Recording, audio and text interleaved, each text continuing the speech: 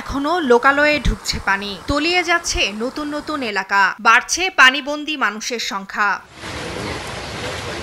ফেনীর মুহুরী, সিলোনিয়া ও কহুয়া নদীর পানি বিপদসীমার নিচ দিয়ে প্রবাহিত হলেও ২১টি ভাঙা স্থানে এখনো ঢুকছে পানি।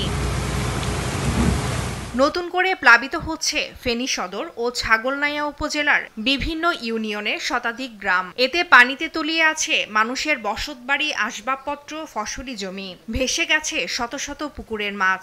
এতে যাতায়াত, জীবিকা ও রান্নাবান্না করতে না পারায় চরম ভোগান্তিতে পড়েছেন দুর্গতরা। আমার মেয়ে বাড়ি থেকে জিনিসপত্র আর পূজায় পথে সাপে কামড় দিছে। মশা মাছি বিভিন্ন রকমের জ্বালা যন্ত্রণা আমরা সহ্য করতেছি। আমাদের অনেক মাছ চলে যায়, আমাদের ঘরবাড়ি অনেক ক্ষয়ক্ষতি হয়। দুর্গত এলাকায় আটকে পড়া পানিবন্দীদের উদ্ধার তৎপরতা ও ত্রাণ সহায়তায় সম্মিলিতভাবে কাজ করছে সেনা, বিজিবি ও পুলিশ সদস্যরা। আমরা গতকালকে একটা টিম পরশুরামে ছিল, আজকে একটা টিম পরশুরামে আছে অলরেডি।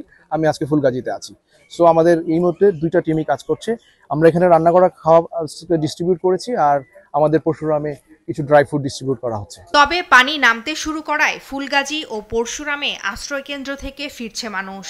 4 দিন ধরে তো আমরা পানিবন্দী, যাদের পানি হালকা একটু কমছে বাড়ি থেকে, যাদের একটু উপরে আছে বাড়ি তাদের তো কমছে, তারা চলে যাচ্ছে, আর যাদের এখনো কমে নেই তারা এখন আশ্রয় কেন্দ্রে এখনো বন্দী হয়ে আছে। আতঙ্ক আর অনিশ্চয়তায় দিন পার করা স্থানীয়রা টেকসই বেড়িবাঁধ নির্মাণ করে স্থায়ী সমাধানের দাবি তুলছেন। পূর্বেকার বাঁধগুলা আমাদের সঠিকভাবে মেরামত না হওয়ার কারণে এই ছোটখাটো নদীগুলো আমাদের আবার পুনরায় ভেঙে লোকালয় প্লাবিত হয়ে মানুষের বাড়িঘরে পানি উঠেছে। গতবার আমাদের অনেক ক্ষয়ক্ষতি হয়ে গেছে। সরকার নতুন করে কোনো পরিকল্পনা গ্রহণ করে নাই এবং অতীতে যে ভাগনাগুলো ভাঙছে এগুলো পরিত্যক্তভাবে রয়ে গেছে। এই জন্য যে উপরের উদ্যানের পানিটা নামলে খুব দ্রুত আমাদের এখানে পানি চলে আসে। পানি নেমে যাওয়ার সাথে সাথে বাঁধ মেরামতের কাজ শুরুর কথা জানিয়েছে পানি উন্নয়ন বোর্ড। আমরা এটা সব সার্বক্ষণিক অবজারভেশন করতেছি এবং পানি নেমে যাওয়ার সাথে সাথে আমরা খুব দ্রুত এই বাঁধ মেরামতের চেষ্টা করব। গত ৭ জুলাই থেকে টানা বর্ষণ ও উজান থেকে নেমে আসা পাহাড়ি ঢলে মুহুরী, কহুয়া ও সিলোনিয়া নদীর বন্যা নিয়ন্ত্রণ বাঁধের ২১টি স্থান ভেঙে শতাধিক গ্রাম প্লাবিত হয়।